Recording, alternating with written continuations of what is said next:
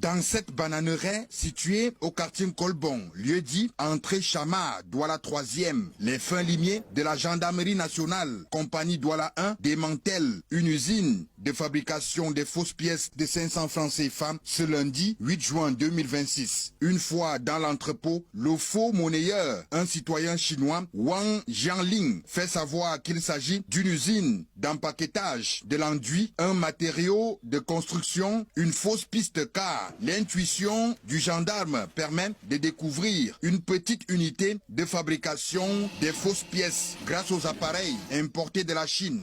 En date de samedi 6 juin, au quartier Aqua, nous avons été informés par nos capteurs de la présence d'un individu suspect qui essayait de ventiler des fausses pièces de monnaie. Immédiatement informés, nous avons rendu compte à notre hiérarchie qui a instruit d'effectuer une descente sur le terrain. Nous avons pu mettre la main sur un suspect nommé Comme Awa. Son exploitation a permis cette fois-ci également de faire une opération coup de poing, toujours au quartier Aqua, à l'effet d'en mettre la main sur un autre écouleur, nommé Comme Jean.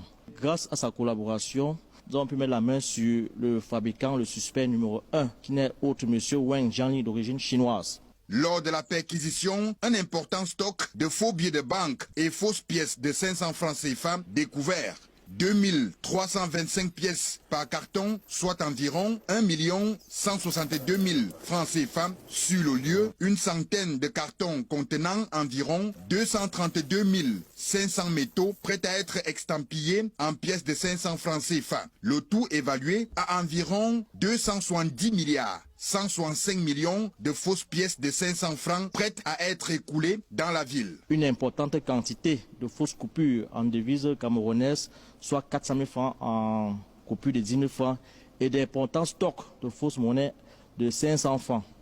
Des objets estampillés CEMAC pour la production de ces fausses pièces. Informé, le préfet du département du Vouri, Siliar Marim Vogo, est descendu sur le terrain et félicite l'action de la gendarmerie nationale de Douala. C'est le lieu pour le préfet de saluer la saine collaboration qu'il y a entre les forces de sécurité de maintien de l'ordre et les autorités administratives. Je félicite le commandant de compagnie, ses collaborateurs et en amont le groupement gendarmerie, le collégion du littoral pour toute cette belle synergie agissante qui nous permet de mettre la main sur cet important stock de monnaie. Un fin ingénieur faussaire chinois, la seule différence avec la vraie pièce de 500 est le numéro de série. Sur les plans économiques et social, la fausse monnaie constitue un véritable danger. Les populations invitées à plus de vigilance.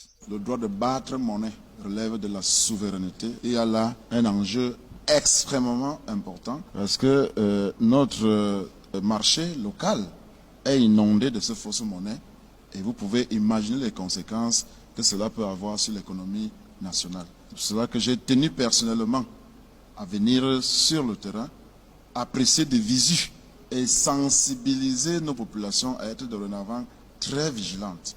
Elles sont très semblables à celles qui sont en circulation sur notre marché. À vue d'œil, si on n'a pas un regard assez pointu, on peut croire que c'est des bonnes pièces.